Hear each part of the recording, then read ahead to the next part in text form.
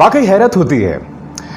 इस वक्त ये सवाल कोई नहीं पूछ रहा है कि करीब 1000 वाहन उत्तर प्रदेश बॉर्डर पर पहुंचे नोएडा और गाजियाबाद और बगैर किसी काम के यू टर्न लेते हुए वापस जो हैं वो अब राजस्थान का रुख कर चुके हैं। कोई ये सवाल नहीं पूछ रहा कि अगर उत्तर प्रदेश सरकार ने ये हठधर्मिता ना दिखाई होती, अगर उत्तर प्रदेश सरकार ने ये अहंकार ना बताया होता, तो उन 1000 वाहनों में गरीब मजदूर जो इस वक्त सड़क पर चल रहा है वो बैठा हो सकता था। कोई ये सवाल नहीं पूछ रहा कि बाकायदा अवनीश अवस्थी नाम के इस ब्यूरोक्रेट के लेटर में इस बात की परमिशन दी गई थी कि कांग्रेस अपनी बसें नोएडा और गाजियाबाद की सीमा पर ला सकता है और उसे प्रशासन के सुपुर्द कर सकता है। यह परमिशन दी गई थी, बावजूद इसके वहां पर तैनात पुलिस ने उन बसों को घुसने नहीं दिया और बाकायदा फिर उन्हें यू टर्न लेते हुए वापस राजस्थान का रुख करना पड़ा। कोई यह सवाल नहीं पूछ रहा है, क्योंकि देखिए कांग्रेस तो जाहिर सी बात है एक पॉलिटिकल पार्टी है, अपनी राजनीतिक जमीन खोज रही है उत्तर प्रदेश में, वो इस तरह की सियासत करेगी। मुद्दा वो नहीं है, मुद्दा ये है कि आज की तारीख में हमें एक प्रमाण देना है, हमें एक मिसाल देनी है कि इस संकट के बावजूद हमारे राजनीतिक मतभेद जितने भी हों, हम सब एक साथ एक मंच पर बैठकर काम करेंगे। मगर सियासत का इतना बदसूरत चेहरा, योगी प्रशासन ने उन बसों को घुसने ही नहीं दिया, बावजूद उसके कि बाकायदा यह लेटर था जिसमें इन्हें घुसने की अनुमति थी। मीडिया क्या डिबेट कर रहा है मैं आपको बताता हूं। मीडिया आपके सामने यह डिबेट कर रहा है, आपके स्क्रीन पर यह है टाइम्स नाउ का हैशटैग, और यह कह रहा है बड़ा सवाल, कांग्रेस एक्सपोजेस कांग्रेस, यानी कांग्रेस खुद को एक्सपोज कर रहा है। Given that Priyanka Gandhi did not deny that there may have been mistakes in the list of buses, isn't the Congress guilty of misleading migrants? Priyanka Gandhi ने अपने प्रेस कॉन्फ्रेंस में अपने बयान में कहा था कि हो सकता है कुछ बसेस जो हैं बसेस ना हो, एम्बुलेंसेस रही हो, कार्स रही हो या ट्रक्स रहे हो, मगर इस मुद्दे को लेकर यह चैनल जो है वो कांग्रेस को एक्सपोज कर रहा है। अब इस चैनल को देखिए, रिपब्लिक नाम है इसका, भारतीय जनता पार्टी के एक सांसद इनके मालिकों में से एक हैं और इनका संपादक जो है पूरी तरह से बीजेपी का पिछलग्गू है। यह किस तरह से इस मुद्दे को उठा रहा है? जी हां, इसमें पूरी गलती यहां पर कांग्रेस की है। और कल आपने देखा होगा तमाम डिबेट्स में फोकस यही था कि किस तरह से कांग्रेस ने गलत जानकारी दी। मैं कहता हूं अगर 879 बसेस भी थी, वो अगर 879 बसेस भी अगर निकल पड़ती तो क्या उससे मजदूरों को मदद नहीं मिलती? और जो 1000 वाहन थे, बाकी कौन से वाहन थे? कार्स रही होंगी, एम्बुलेंसेस रही होंगी, टेम्पो रहे होंगे। क्या मजदूर सड़क पर चलना प्रेफर करेगा या उस टेम्पो में बैठ के अपने घर जाना प्रेफर करेगा? उसके लिए कौन सी चीज सहूलियत भरी है, बताइए मुझे। ये तमाम सवालात कोई नहीं पूछ रहा है।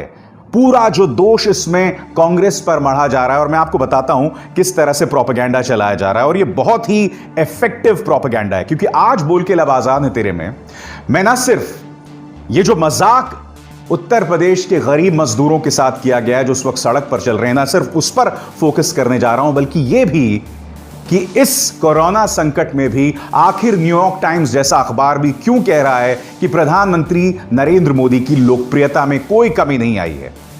मैं उसके पीछे की वजह टटोलने वाला हूं, मगर सबसे पहले मैं आपको भारतीय जनता पार्टी के प्रोपेगेंडा वो किस तरह से इफेक्टिव है, प्रोपेगेंडा क्या चलाया जा रहा है देखिए। सबसे पहले पति नंबरी बीवी 10 नंबरी, उसके बाद रॉबर्ट वाड्रा तो बेचारा यूं ही बदनाम है, इसके घोटालों की सफलता के पीछे तो बीवी का हाथ है। भाई आलू डालो सोना निकलेगा, बहन टेम्पो डालो बस निकलेगी।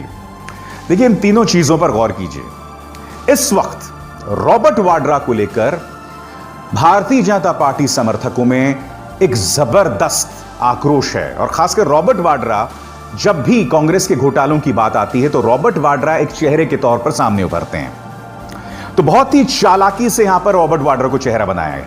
अब आगे देखिए, भाई आलू डालो सोना निकलेगा, राहुल गांधी के इस बयान का हवाला दिया जाता है और भारतीय जनता पार्टी जानबूझ के आपके सामने आंशिक बयान पेश करती है। राहुल गांधी ने ऐसा कुछ नहीं कहा था। राहुल गांधी सिर्फ एक मिसाल पेश कर रहे थे और उस मिसाल को उन्होंने राहुल गांधी के बयान के तौर पर पेश किया। तो जो तीनों स्क्रीनशॉट्स, ये तीनों प्रोपेगेंडा की जो मिसालें मैंने आपके सामने पेश की हैं, वो क्या बतलाने की कोशिश कर रहे हैं? वो सिर्फ ये बतलाने की कोशिश कर रहे हैं कि एक तरफ इन्हें मुख्यधारा की मीडिया का साथ मिल रहा है, वो मुख्यधारा की मीडिया जो योगी सरकार से बिल्कुल सवाल नहीं कर रहा है, दूसरी तरफ इस तरह के स्क्रीनशॉट्स व्हाट्सएप के जरिए, प्रचार तंत्र के जरिए वायरल किए जा रहे हैं। आज एक और सवाल मैं आपसे पूछना चाहता हूं। जब मुख्यमंत्री अशोक गहलोत ने उत्तर प्रदेश सरकार को या मध्य प्रदेश सरकार को अनुमति दी थी कि वे कोटा से राज्य के विद्यार्थियों को बसों के सहारे वापस ला सकें, तब क्या उन बसों का फिटनेस टेस्ट हुआ था? और कल्पना कीजिए उस वक्त अगर अशोक गहलोत यह कह देते कि नहीं साहब, कोटा में ये बसें नहीं घुसेंगी, पहले मैं इनका फिटनेस टेस्ट करूंगा। कल्पना कीजिए ऐसा कुछ होता। क्या आप अंदाजा लगा सकते हैं कि इसको लेकर मुख्यधारा की मीडिया में क्या बवाल होता? किस तरह से अशोक गहलोत को कटघरे पर चढ़ा दिया गया होता? नीतीश कुमार ने अपने एक विधायक को अनुमति दी थी, विशेष अनुमति दी थी कि वो जाकर कोटा में अपने बच्चे को वापस पटना ला सकें। इस खबर को भी दबा दिया गया था। मैं इसे गरीब के साथ एक क्रूर मजाक मानता हूं, और क्रूर मजाक मैं इसलिए भी मानता हूं क्योंकि आपके स्क्रीन्स पर 2013 में मोदी की जब पटना रैली हुई थी तो उसको लेकर भारतीय जनता पार्टी ने क्या इंतजामात किए थे। आपके सामने ये बताता है कि किस तरह से मोदी की पटना रैली के लिए 3000 बसेस का इंतजाम किया गया, 30 LEDs का इंतजाम किया गया, ढेरों दर्जनों से ज्यादा ट्रेन्स का इंतजाम किया गया, विशेष ट्रेन्स का, ताकि वो पटना आ सकें लोगों को इन ट्रेन्स में बिठाकर। तो मोदी की रैली के लिए तो इस तरह का इंतजामात। मगर अगर कांग्रेस यहां पर एक इंतजाम करती है तो आप उसे किस तरह से टारगेट करते हैं?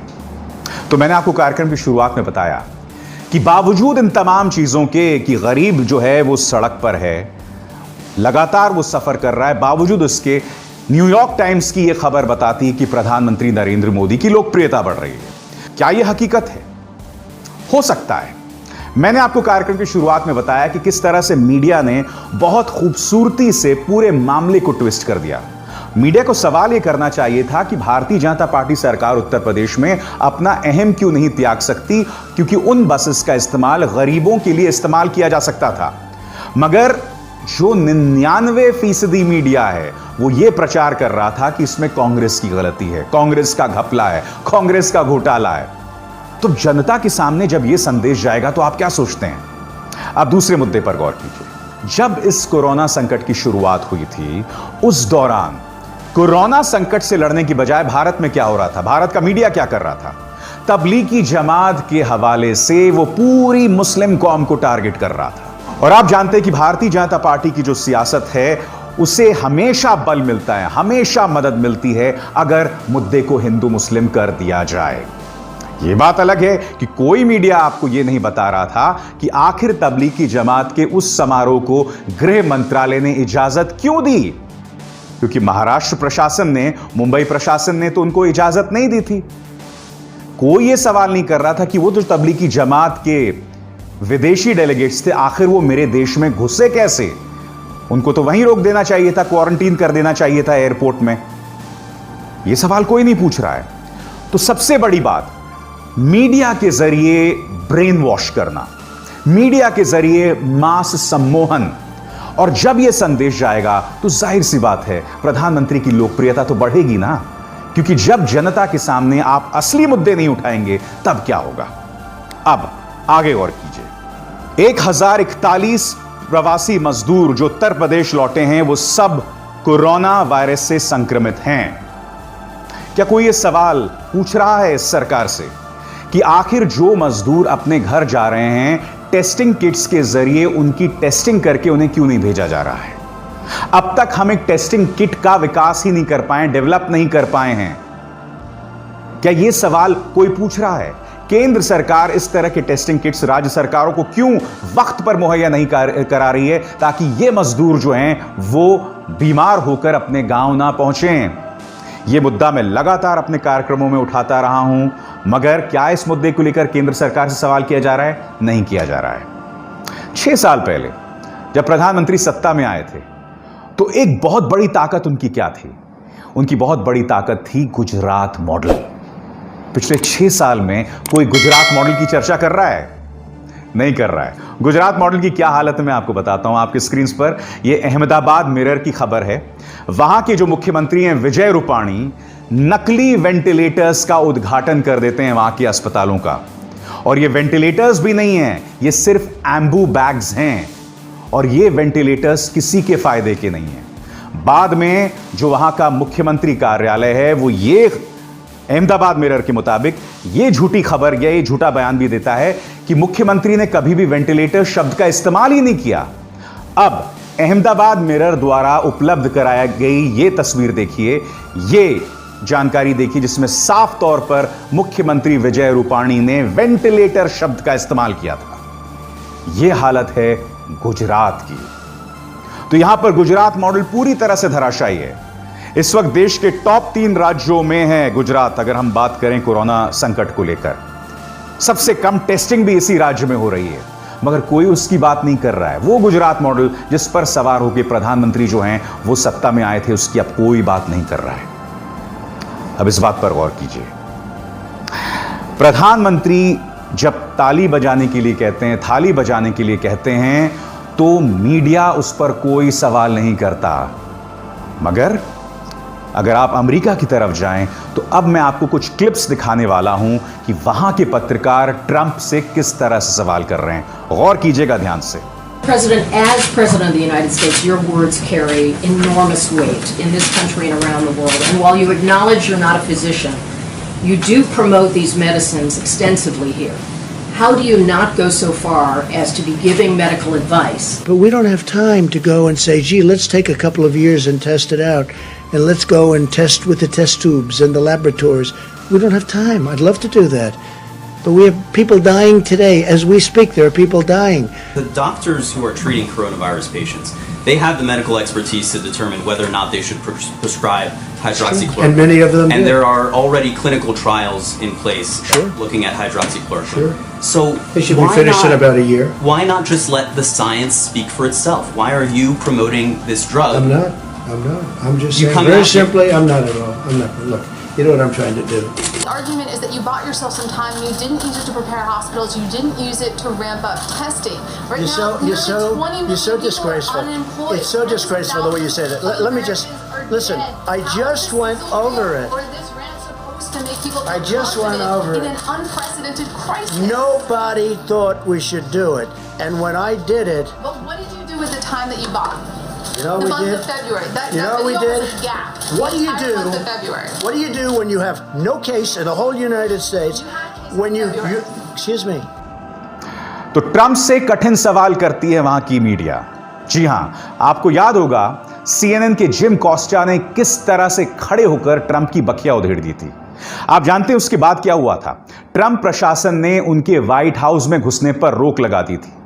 फिर आप सोचेंगे कि वहां का मीडिया भी दो फाड़ हो गया होगा, जिसमें जो ट्रंप समर्थित मीडिया है उन्होंने जिम कॉस्टा को टारगेट करना शुरू कर दिया होगा। जी नहीं, उस वक्त फॉक्स न्यूज जैसे प्रो ट्रंप चैनल ने भी जिम कॉस्टा का साथ दिया था। उन्होंने कहा था कि जिम कॉस्टा को व्हाइट हाउस में घुसने की अनुमति दीजिए। अब कल्पना कीजिए अगर इस तरह से प्रधानमंत्री नरेंद्र मोदी से हमारे पत्रकार सवाल करते या मुझ जैसे पत्रकारों को प्रधानमंत्री इंटरव्यू देते। बताइए, ऐसा कुछ नहीं हो रहा है।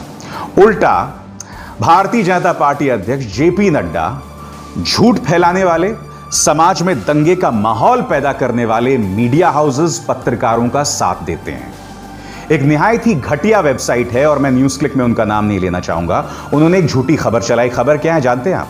खबर उन्होंने ये चलाई कि किस तरह से एक मस्जिद के अंदर एक छोटे बच्चे की बलि दी गई। खबर सरासर झूठी थी। बिहार के डीजीपी को आकर इस पर फेसबुक लाइव करना पड़ा था। पांडे जी को यह बताना पड़ा था कि खबर झूठी है, क्योंकि इससे समाज में तनाव पैदा हो गया था। बाद में उनकी संपादक को पुलिस ने पूछताछ के लिए बुलाया था। क्या आप जानते हैं जेपी नड्डा सामने आते हैं और उस मीडिया हाउस का समर्थन करते हैं कि किस तरह से बीजेपी के कार्यकर्ताओं को टारगेट किया जा रहा है। जब अर्नब गोस्वामी को अदालत ने हाल ही में एक फैसला सुनाया था कि मुद्दे को सीबीआई को ट्रांसफर नहीं किया जाएगा, एफआईआर को खत्म नहीं किया जाएगा। तो जेपी नड्डा ने कहा कि यह जो अदालती फैसला है वो कांग्रेस के लिए सीख है कि वो पत्रकारों को टारगेट करना बंद करे। और यह पत्रकार कर क्या रहा था? इसने 3 बातें कही थी। पहली बात कि पालघर में जो मॉब लिंचिंग हुई है उसके पीछे सोनिया गांधी का हाथ है, कोई प्रमाण नहीं इसके पास। दूसरी बात, बांद्रा में जो मजदूर इकट्ठा हुए थे ये मजदूर जो हैं भाड़े के टट्टू थे।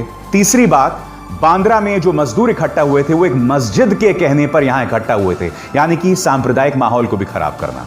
जेपी नड्डा ऐसे पत्रकारों के पक्ष में सामने उभर कर आ रहे हैं और मीडिया की आजादी की दुहाई दे रहे हैं। तो आप सोचिए, जब ये तमाम चीजें जुड़ जाती हैं तो प्रधानमंत्री की लोकप्रियता को क्या असर पड़ने वाला है?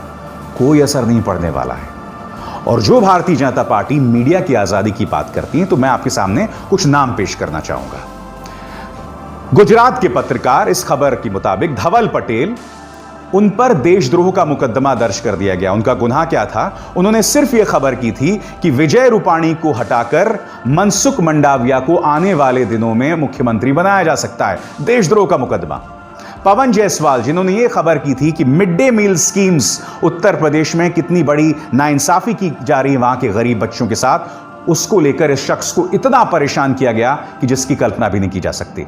उत्तर प्रदेश के एक और पत्रकार के पीछे यूपी एसटीएफ लगा दी गई। उसका सिर्फ यह गुनाह था कि पीपीई, पर्सनल प्रोटेक्टिव इक्विपमेंट में जो धांधलियां हो रही थी उस पर उसने खबर कर दी थी। आज यह बीजेपी बात कर रही है पत्रकारों की आजादी की। मीडिया अगर सीधे सवाल करने लगे तो इस सरकार के लिए बहुत मुश्किल बढ़ जाएगी। अगर यह सरकार साम दाम दंड भेद का इस्तेमाल करती है, इसके आगे कोई नहीं टिक सकता।